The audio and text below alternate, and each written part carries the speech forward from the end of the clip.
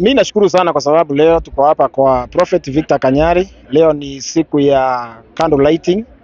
Naitwa Apostle Dan. Na mimi ni rafiki sana wa Prophet Kanyari. Na wakati nimeona Mutembei TV nimekufuata sana. Miaka mingi kutoka hata before election ya 2022. Kwa sababu umepinga Ruto sana. Sasa nikawa nataka kujua nini, lakini nakufuata mpaka even today nakufuata sana.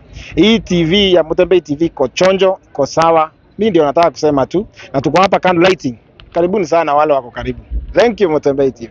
Tuko mahali hapa kuomboleza mwimbaji mkubwa katika nchi ya Kenya na dunia nzima.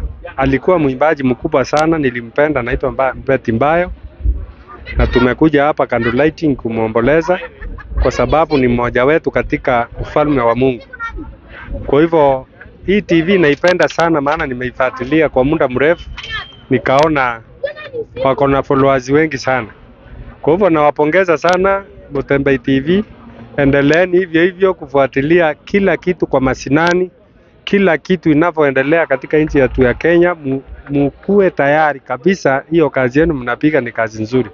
Hata hapa ninaona mmejileta wenyewe na wengi wanakuja kwa sababu ya malipo, lakini nyinyi mmekuja hapa kwa sababu ya pia kuomboleza mmoja wetu waimbaji katika nchi yetu ya Kenya.